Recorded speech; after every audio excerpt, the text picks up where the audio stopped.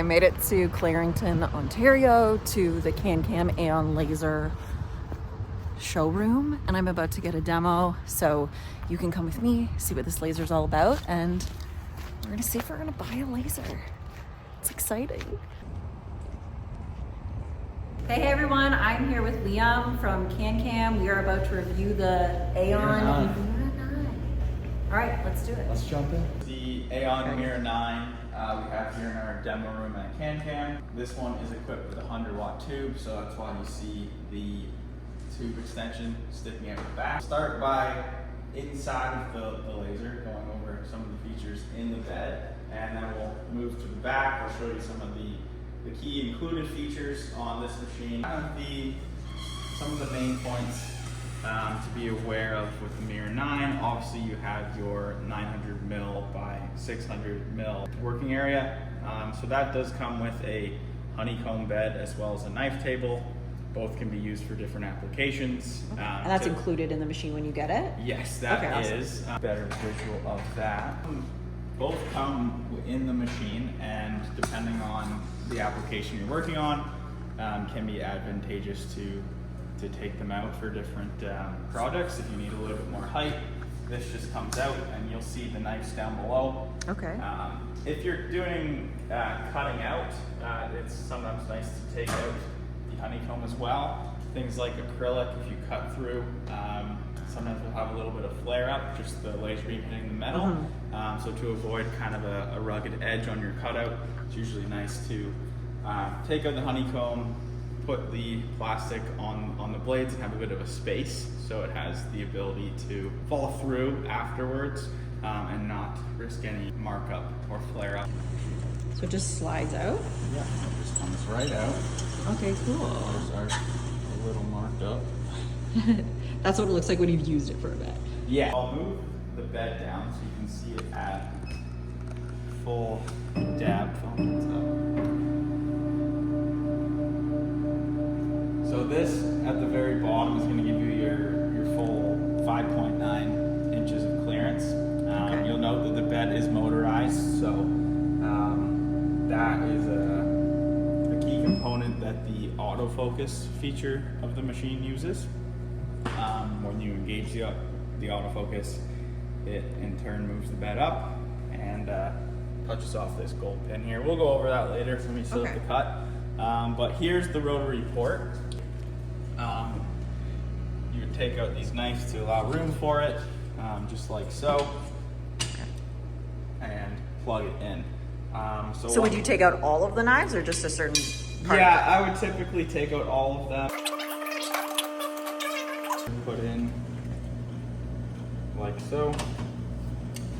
I usually like to put the magnetic feet just around this as a reference, and then it simply plugs in when you're ready to use it, and then that takes over the Y-axis motor. So when you plug that in, the wheels will spin. So you want to have your gantry over top of your tumbler, whatever it may be, ideally before doing that, because you will lose mobility this way. So this is called the gantry, where the... Yes, this is the gantry, otherwise known as your X-axis. Right. And the Y is going this way. So yeah, it still allows when you're engraving with the rotary for the laser to go this way, but instead of up and down, it's going to spin these wheels. So if you want to do that nice 360 wrap on whatever you're working on, that's essentially how it's done.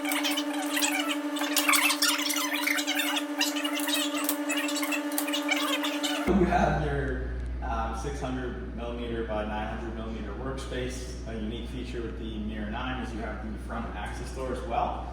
So if you wanted to work on material that exceeds the working envelope, you can. It will obviously only engrave to here, but if you have a bigger piece that you might feel it would be nice to add an engraved accent to it or whatever it may be. Easy example would be if somebody wanted their family name on the corner of their large, say, dining room table or coffee table.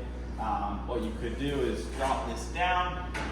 You'd still close the lid, but effectively you have this depth here to allow the material to stick out.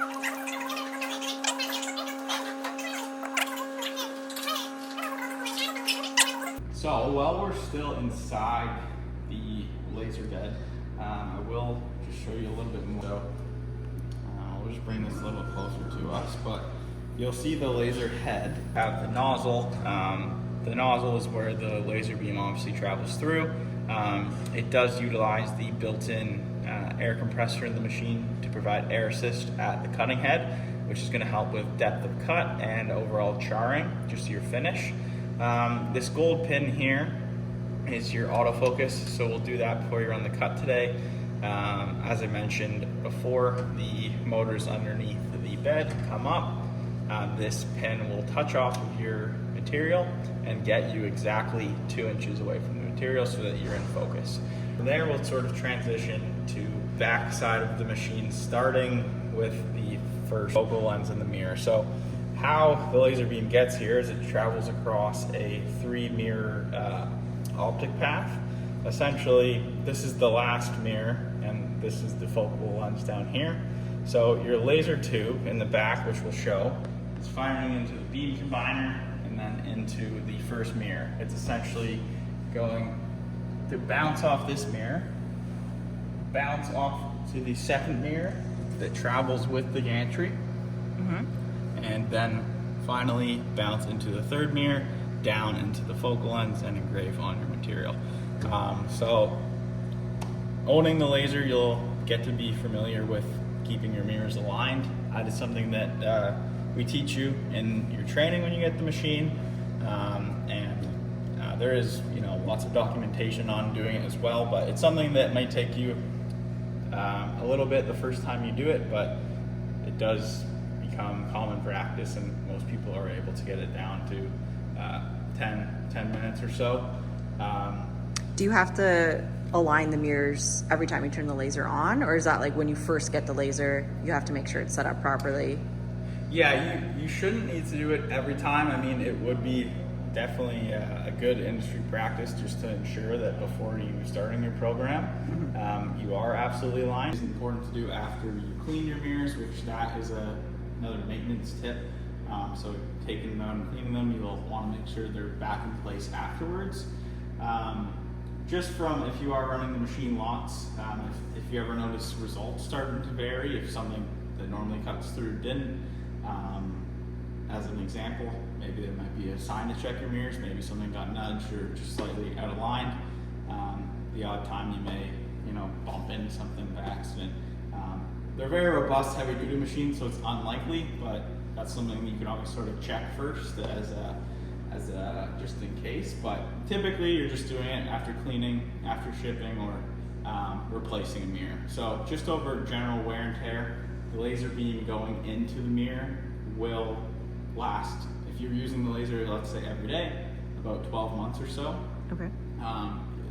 Typically it's not uncommon to see the laser crack or just be scratched just from the laser hitting it. So that's when you'd align the mirrors, and just to kind of come full circle on this, each laser has these gold dials which allow you to move the mirror left and right, up and down with these dials. And how you make sure they're aligned is there is a pulse button here. There's a full procedure that again goes over in the training, that basically you're doing a pulse on the mirror, jogging just the laser head over, pulsing it again, and you want your two pulsed burn marks to overlap. So that's what you're altering on these gold dials, essentially just pulsing it until both burn marks are overlapping. Numerous talking points on the back of the machine, but we'll start with the heart of the machine.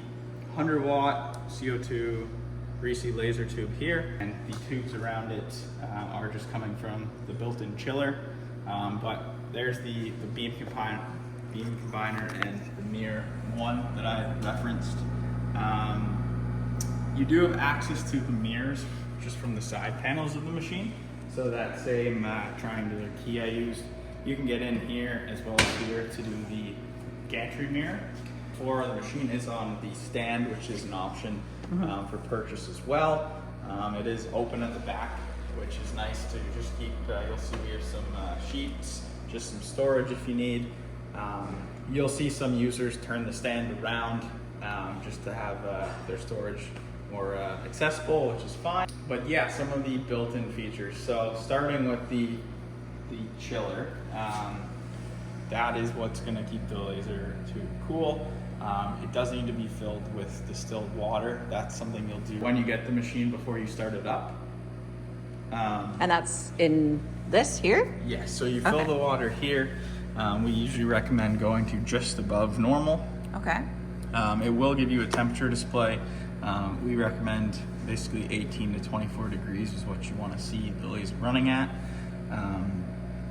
And yeah, it will cycle the water for you. And the nice feature with the Aeon machine is that this is built in. It's hand in hand with the exhaust fan. So that as well.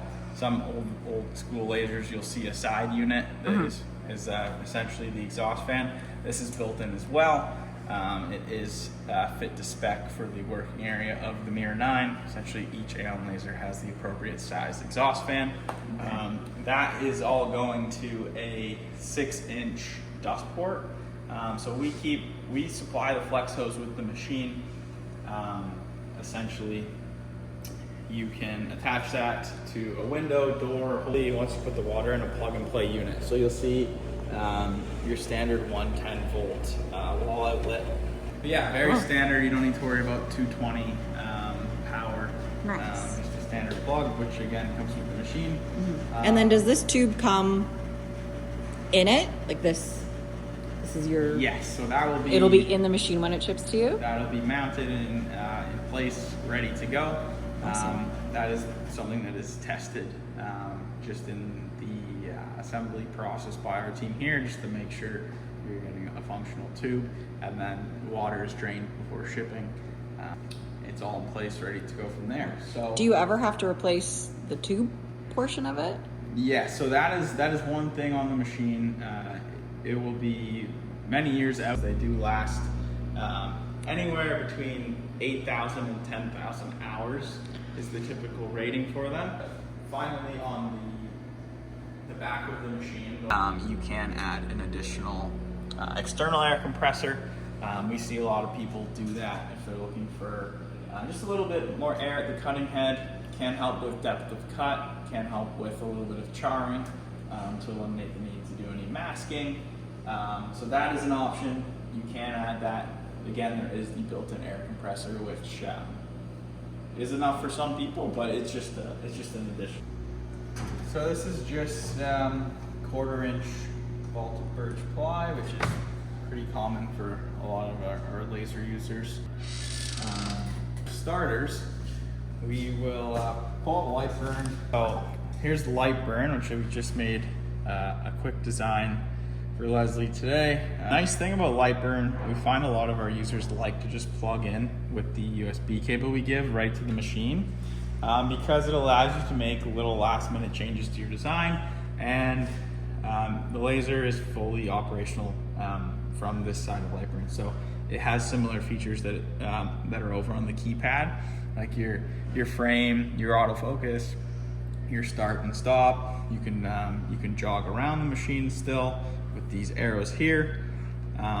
So it's super, it makes it super easy just if you have the ability to have your laptop beside, but there is again the Wi-Fi connectivity, or still the option to save your program in Lightburn, put it on a USB stick, plug it in here, and just fully set up from the Ruida controller. So another neat feature that is always kind of good to do before you run your program that I like is just the preview. So with the preview, it'll pop this open and it'll basically show you what it's about to engrave.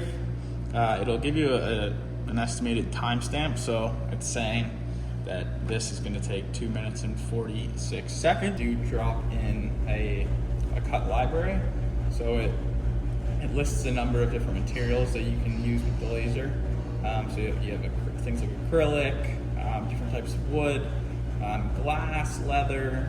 So this is a list that you guys have populated for the Mira 9 that comes with the Lightburn software when you get the machine? So it's a folder that we'll send you so you can drop it or import it into your Lightburn once you download it. And yeah, it has, so let's say acrylic, for example, drop down. a number of different thicknesses, and when I click on them, it populates suggested speeds Oh, and powers to amazing. run. Okay, so Yeah. that saves a lot of time having to kind of try to figure out what the settings are. You guys put in the most common reasons. exactly. Okay, so that's you amazing. See that down here, I'm working in current position. Essentially, what that does is it doesn't really matter where I put my design on Lightburn. It will start the program for wherever I move the laser head to. So for a little one-off cut like this, I typically find it easier, just quick, but it's really user preference. You do have the ability to go in the user origin or the absolute coordinates if you want to more so use the dimensions of the machine. Again, I could do this on the controller. If I type in the ZU button, it brings up the menu. Autofocus is just down here. So you can do that on the machine, or I'm hovering over it right on Lightburn, so I can just do that. Now, if I hit focus Z, you can see it engages the motors underneath the honeycomb table, and it's going to come up to that gold pin and press off.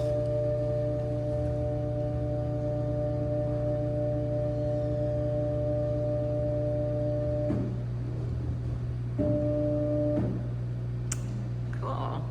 There we are in focus. So you can see the red light is completely crisp and in focus now.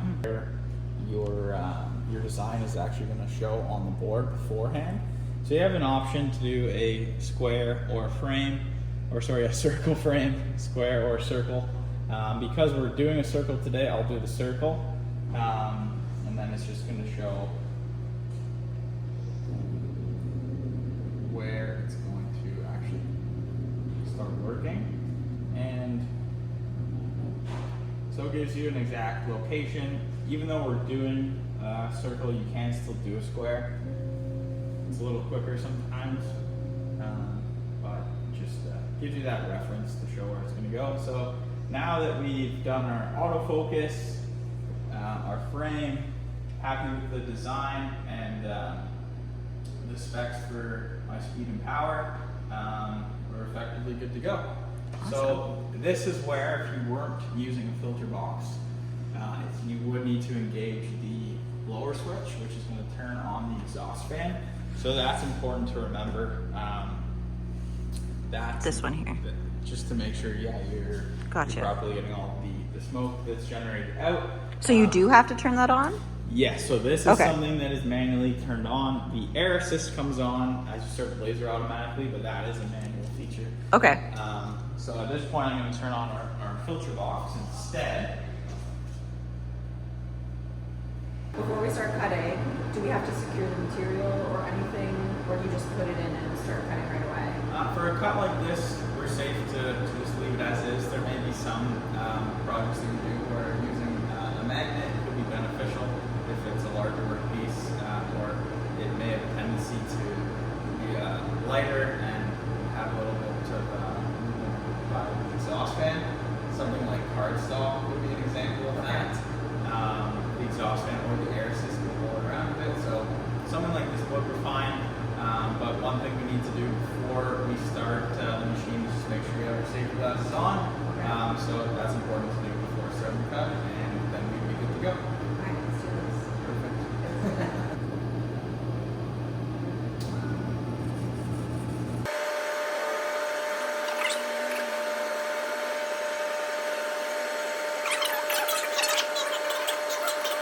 That was honestly probably a little overkill for the speed with 1/4 inch.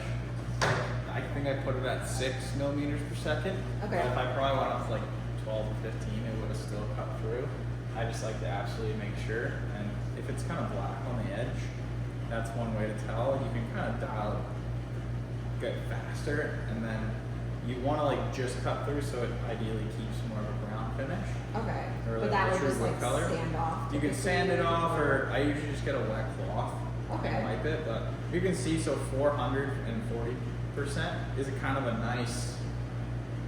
It's not dark, not Okay. too faint. So, but that's just preference. Like if you wanted a bit more depth, Yeah. and then because I cut the vector, it's not the cleanest. Gotcha. You maybe want Because to you traced it. yeah, it's hard to get into the corners difference on the trace. Yeah. But if you That's so cool. yeah, Cool. So if you want to do it deeper, you would do a slower speed or more power. exactly. Sure. You said with the 100 watt tube, it can cut through half-inch materials. Is there any material that you shouldn't cut on a laser? Yeah, for sure. So there are some just right in the manual as well. That it has a more in-depth list, but the main ones to be aware of are it won't mark raw metals. It will do anodized or powder coated. So easy example there is your Yeti mugs. It'll take off that outer coating, but it won't actually mark the metal behind it. It'll reflect off of something like that. And then more of a safety hazard materials that you want to avoid are polycarbonate, PVCs, and vinyls. Trying to work with them will emit chlorine gas, so definitely ones you want to stay away from. Okay, but things like plywood, MDF, acrylics, those are all safe materials. Yep. That you And the manual with the do not cut list also lists materials you can cut with. Okay. So just is there as a reference point to Awesome. full in-depth So when you list. get the laser, like you said, everything's included in the back. The coolant, you just have to add water. The tube's included. You get a manual. Anything else that comes with the laser when you get it to your house? Yeah, there is an accessories kit that just comes inside the machine. It does have a little USB stick, USB cord, keys for the machine, some acrylic laser targets to help you with your mirror alignment. It does have the clamps for your flex hose, and yeah, just a kind of a kit to A get starter your kit, yeah. safety Awesome. glasses. If I didn't say that right. Okay, safety glasses. Um, And then in terms of getting the mirrors set up, it comes in the manual how to do that, or do you guys already have a video on They doing that? they will be aligned before you receive the machine, so that is Okay. part of the quality assurance test. But there is documentation just on our support page on the website. We do have instructions to send you that as well, and then it would also be covered in your one-on-one training when you get the machine. So what is the one-on-one training that comes with the machine?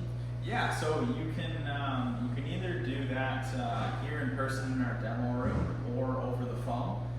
So basically, once you have the machine, either if you're picking it up here, you can come in and one of our trained technicians will spend the time with you to basically walk you through the machine, make sure you know how to use all the features that you do on a daily basis, get you up to speed, fully competent on how to use the machine. So at the end of the training, you feel that you can use the machine.